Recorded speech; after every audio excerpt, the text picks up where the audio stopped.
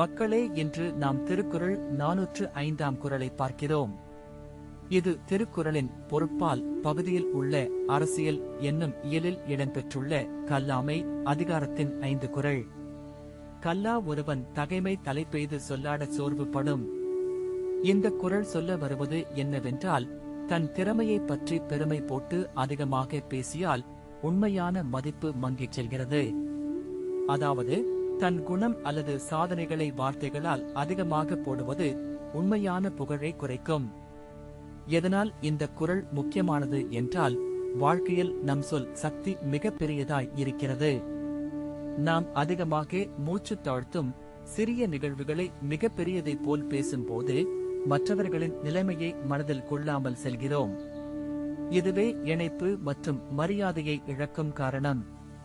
உதாரணமாக, வேலை இடத்தில் ஒருவர் தனது சாதனைகளை மிகைப்படுத்தி சொல்லும் போது அஞ்சியர்கள் அதனை உண்மையா என்று சந்தேகம் காண்கின்றனர்.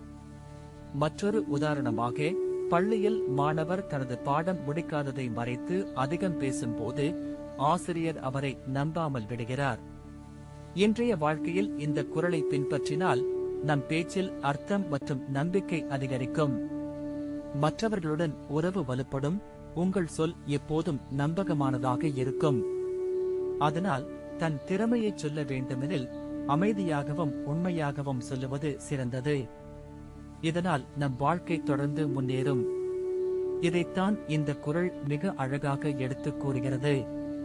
கல்லா ஒருவன் தகைமை தலைப்பெய்து சொல்லாடச் சோர்வுபடும். அடுத்த அதிகாரத்தில் மீண்டும் சந்திப்போம்.